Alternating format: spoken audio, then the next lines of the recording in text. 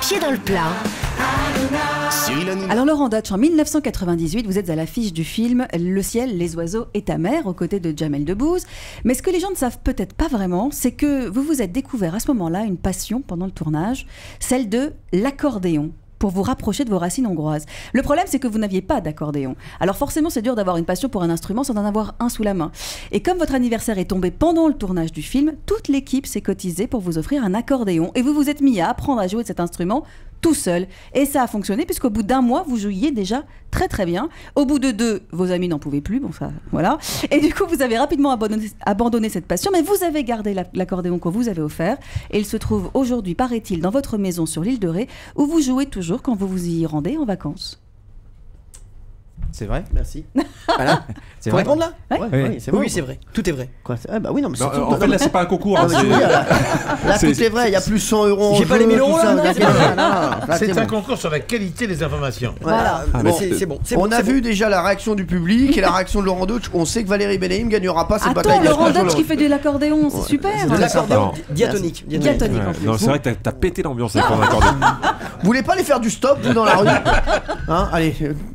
Thomas Hervé. Alors, certains acteurs ont la vocation, en voyant une pièce de théâtre ou même un autre acteur sur scène. Mais vous, pas du tout. Alors il faut remonter, on va dire vous êtes en 6e, et vous n'êtes plus du tout dans la Sarthe, vous êtes à Bobigny, dans une cité en région parisienne.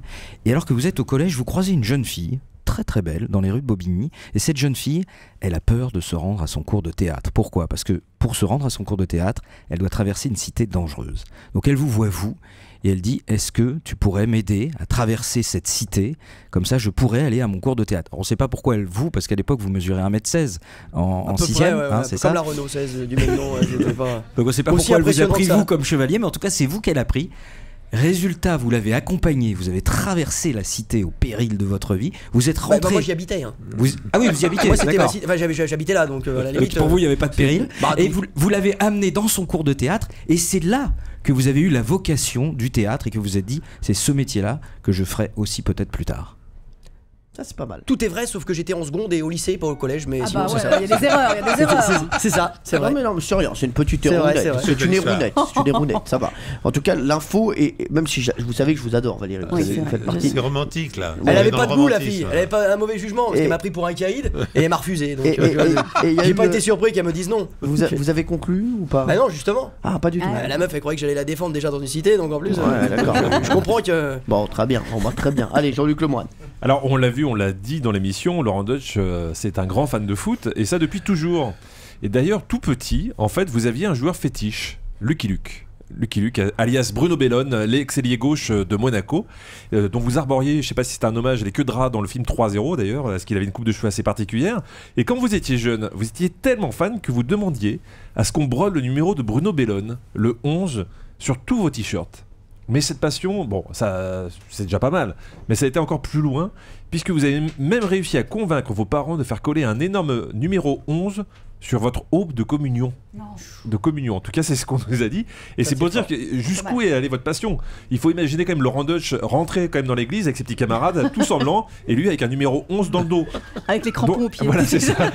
Donc comment ça s'est passé? Est-ce qu'on vous a autorisé à prendre l'hostie ou est-ce que vous êtes resté sur le banc avec les remplaçants? C'est vrai, sauf que j'avais pas floqué un 11 sur l'aube, mais j'avais mis mon maillot de Monaco. Bellone jouait à Monaco à l'époque, et j'avais maillot de Monaco. Bruno Bellone, qu'on aime beaucoup d'ailleurs. Parce que c'était... Ouais, il est super. C'est un amour de mec. C'est un mec super gentil et je l'embrasse. Moi aussi je l'embrasse fort, Bruno, c'est vrai. Vous aviez mis en dessous l'aube, donc de communion, c'était ma deuxième communion, et j'avais mis le maillot de Monaco floqué Bruno Bellone. Pour qu'il me porte chance. Il y avait 2 bonnes infos aujourd'hui. Ah non, mais elles sont toutes charmantes, elles sont très belles. Toutes les... Même l'accordéon? Oui, même l'accordéon, bien sûr. L'accordéon, ça fait baisser le rythme. Celle que je préfère, parce que c'est un côté tout à fait romantique, c'est malgré tout celle de la jeune fille qui vient demander secours à ce garçon qui en aucun cas n'est un athlète gigantesque. C'est assez curieux d'ailleurs. Moi, tu m'as pas vu debout. Si. Je me déplie. Eh bien, merci Pierre Bellemare pour votre jugement. On m'appelle le couteau suisse. C'est Thomas Hervé qui gagne la bataille des scoops sur la victoire. Europe 1, les pieds dans le plat. Tous les jours, 10h30, 12h30. Cyril Hanouna.